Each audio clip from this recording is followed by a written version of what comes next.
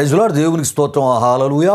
దేవుని బిడ్డలారా, దేవుని అనుదిన ఈ వాగ్దాన పరిచర్య ద్వారా ప్రతి ఉదయకాల సమయంలో ఈ విధంగా మిమ్మల్ని కలుసుకోవడానికి ప్రభు మాకు అనుగ్రహిస్తున్న ఈ గొప్ప ఈ భాగ్యాన్ని బట్టి మొదటగా దేవునికి నిండు హృదయంతో కృతజ్ఞతాస్తుతులు చెల్లిస్తూ ఉన్నాను. దేవునికి స్తోత్రం. హల్లెలూయా, హల్లెలూయా.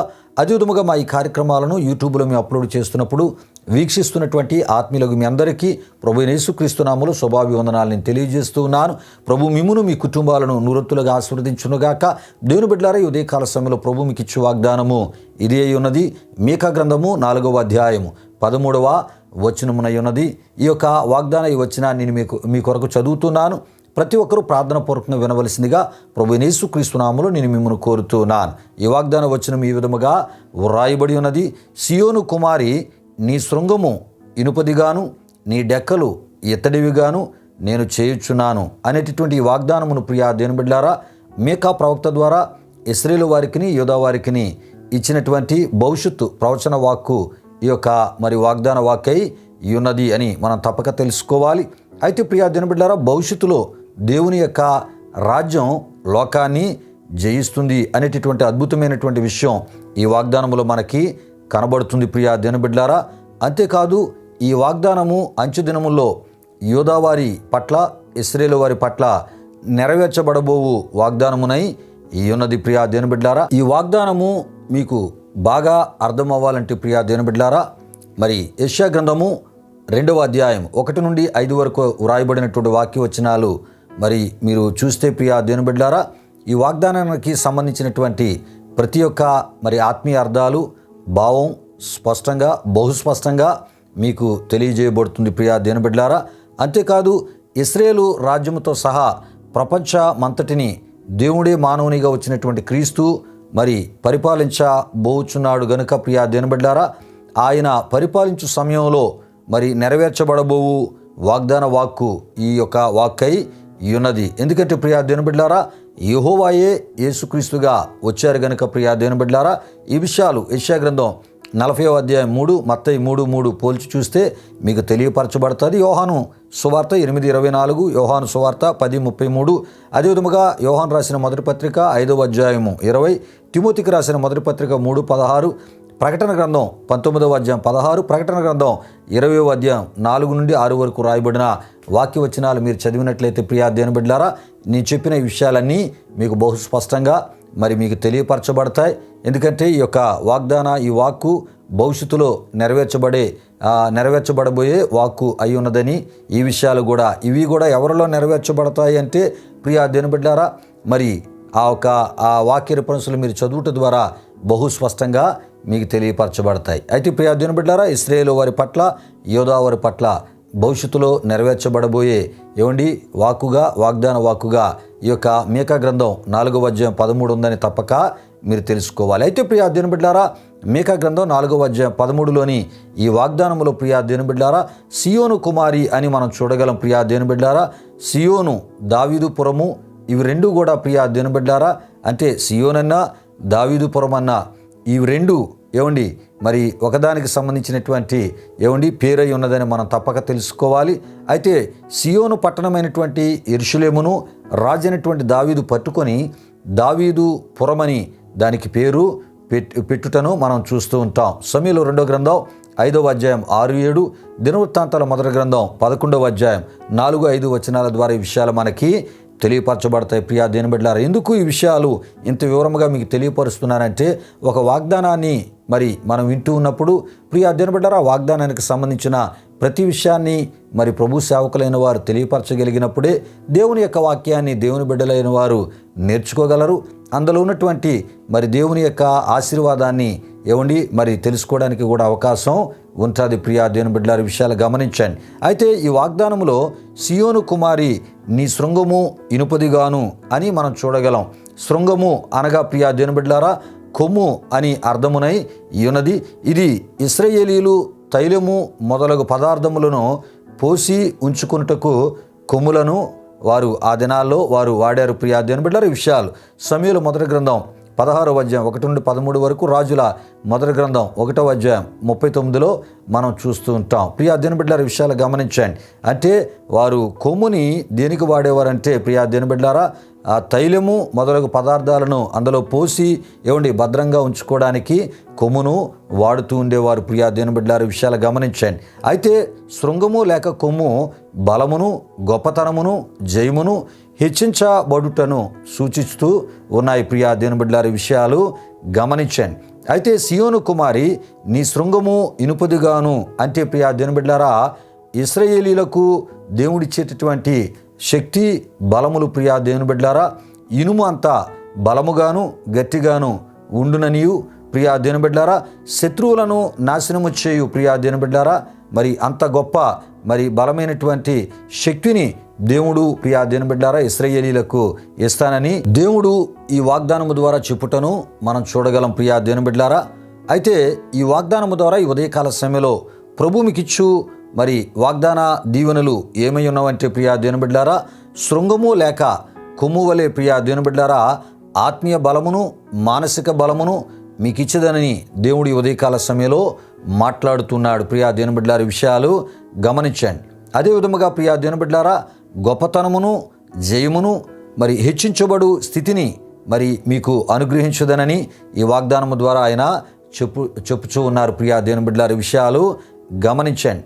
అయితే ప్రియా దేవుని బిడ్డలారా, కొన్ని సందర్భాల్లో ఆయన విశ్వసించినటువంటి మన జీవితాల్లో ప్రియా దేవుని బిడ్డలారా, మన విశ్వాస ప్రయాణంలో మనం ముందుకు వెళ్తున్నప్పుడు రకరకాల మానసిక సంబంధమైనటువంటి పరిస్థితులు ఎవరో ఒకరి ద్వారా సాతానుగాడు కలుగు చేస్తూ, వాటి ద్వారా రకరకాల ఇబ్బందులు కలుగు చేస్తూ ప్రియా దేవుని బిడ్డలారా, మనం ఏ యొక్క ఆధ్యాత్మిక విషయాల మీద దృష్టి పెట్టామో, ఏ లక్ష్యం మీద అయితే మనం దృష్టి పెట్టామో దాని నుండి మన దృష్టి మరల్చడానికి ప్రియా దేవుని బిడ్డలారా సాతానుగాడు ఏం చేస్తాడంటే కొంతమందిని వానికి సంబంధించిన వ్యక్తులను ఉపయోగిస్తూ మానసికంగా శోధిస్తూ ప్రియా దేవుని బిడ్డలారా మన దృష్టిని మన యొక్క లక్ష్యాన్ని ప్రియా దేవుని బిడ్డలారా మనం దేని మీద అయితే లక్ష్యాన్ని పెట్టామో దాని నుండి ప్రియా దేవుని బిడ్డలారా తొలగించడానికి వాడు ప్రయత్నాలు చేస్తూ రకరకాలుగా శోధిస్తూ ఉంటాడు. అటువంటి సమయంలో ప్రియా దేవుని బిడ్డలారా, వాని యొక్క శక్తి మన మీద పనిచేయకుండా, వాని యొక్క బలము మన యొక్క మనస్సు మీద పనిచేయకుండా, మన తలంపుల ఆలోచనల మీద పనిచేయకుండా ప్రియా దేవుని బిడ్డలారా జయించగలిగినటువంటి శక్తిని ప్రభువు మనకు అనుగ్రహించి మానసిక బలాన్ని ఇవ్వడమే కాకుండా మానసిక ధైర్యాన్ని ఇచ్చి మనలను ఆయన ముందుకి మనం ఏ ఒక లక్ష్యాన్ని కలిగి ముందుకు వెళ్తున్నామో ఆ లక్ష్యములో విజయాన్ని సాధించినట్లు ముందుకు ఆయన నడిపిస్తానని ఈ వాగ్దానము ద్వారా ఆయన మాట్లాడుతూ ఉన్నారు. అదేవిధముగా ఆధ్యాత్మిక జీవితంలో కూడా ఉన్నతమైనటువంటి ఆత్మీయ శిఖరాలు మనం ఎక్కునట్లు ప్రియా దేవుని బిడ్డలారా అట్టి ఆత్మీయ దృష్టిలో ప్రియా దేవుని బిడ్డలారా ఆత్మీయ గురి కలిగి మనం వెళ్తున్నప్పుడు అందులో కూడా సక్సెస్గా ముందుకు నడిపించడానికి దేవుడు అద్భుతమైనటువంటి తన యొక్క సహాయాన్ని శక్తిని బలాన్ని మనకి ఇస్తానని ఈ ఉదయకాల సమయంలో వాగ్దానము ద్వారా ఆయన మాట్లాడుతున్నారు. ప్రియా దేవుని బిడ్డలారా, విషయాలు గమనించండి. అదేవిధముగా ప్రియా దేవుని బిడ్డలారా, నీ డెక్కలు అని మనం చూస్తూ ఉంటాం. ప్రియులార, విషయాలు గమనించండి. నీ డెక్కలు అనగా పక్షి రెక్కలు అని అర్థమునై ఉన్నది ప్రియా దేవుని బిడ్డలారా. అవి ఎత్తడివిగాను అనగా ప్రియా దేవుని బిడ్డలారా ఇనుము కన్నా శ్రేష్టమైనది, విలువైనది ఎత్తడి గనుక ప్రియా దేవుని బిడ్డలారా అతిశయంగా చెప్పుకునేటటువంటి స్థితిని, అంతేకాకుండా చాలా గొప్పగా చెప్పుకునేటటువంటి ఒక స్థిరమైనటువంటి ఆశీర్వాదకరమైన స్థితిని ప్రియా దేవుని బిడ్డలారా ఇశ్రాయేలీలకు కలుగు చేయుటకే నీ డెక్కలు ఎత్తడివిగా చేదునని ఇశ్రాయేలుకు ఆనాడు వాగ్దానం ఇచ్చుటను మనం చూడగలం. ప్రియా దేవుని బిడ్డలారా అత్యున్నత రీతిలో వారు అభివృద్ధి చెందినట్లు ప్రియా దేవుని బిడ్డలారా ఆ అత్యున్నతమైనటువంటి అభివృద్ధిని వారికి దయచేయడానికి అత్యున్నతమైనటువంటి అభివృద్ధిని నేను మీకు ఇస్తానని ఈ వాగ్దానం ద్వారా ఆయన వారిని బలపరిచి వారికి వాగ్దానం ఇస్తున్నట్లు మనం చూస్తూ ఉంటాం. ప్రియులారా, విషయాలు గమనించండి. అయితే ప్రియా దేవుని బిడ్డలారా ఇట్టి స్థితిని ప్రియా దేవుని బిడ్డలారా ఆనాడు ఇశ్రాయేలీలకే కాదు కానీ ప్రియా దేవుని బిడ్డలారా ఈ ఉదయకాల సమయంలో ఈ వాగ్దానాన్ని వింటున్న మన కుటుంబాలలో కూడా ప్రియా దేవుని బిడ్డలారా మరి భర్త విషయమై మరి భార్య సంతోషించేటటువంటి స్థితిని, లేక అతిశయించేటటువంటి స్థితిని, గొప్పగా చెప్పుకునేటటువంటి ఆత్మీయ స్థితిని, ఉన్నతమైనటువంటి స్థితిని ప్రియా దేవుని బిడ్డలారా, మరి ఆ యొక్క ప్రియా దేవుని బిడ్డలారా, మరి భర్త విషయమై భార్య చెప్పుకునేటటువంటి రీతిలో భర్తను అత్యున్నత స్థితిలో ఉంచి మరి ఆ ప్రభువునందు అతిశయిస్తూ ప్రభువును గణపరిచే స్థితిని ప్రభు ఇస్తానని మరి ఆయన ఉదయకాల సమయంలో ఆయన మాట్లాడుతూ ఉన్నారు. అంతేకాదు ప్రియా దేవుని బిడ్డలారా, మరి భార్య విషయమై భర్త కూడా మరి అతిశయంగా గొప్పగా మరి చెప్పుకునే రీతిలో మరి భార్య యొక్క స్థితిని కూడా అత్యున్నత స్థితిలో ప్రియా దేవుని బిడ్డలారా, గౌరవప్రదమైనటువంటి స్థితిలో ప్రియా దేవుని బిడ్డలారా, దీవెనకరమైన స్థితిలో ఉంచదనని ఈ వాగ్దానం ద్వారా ఆయన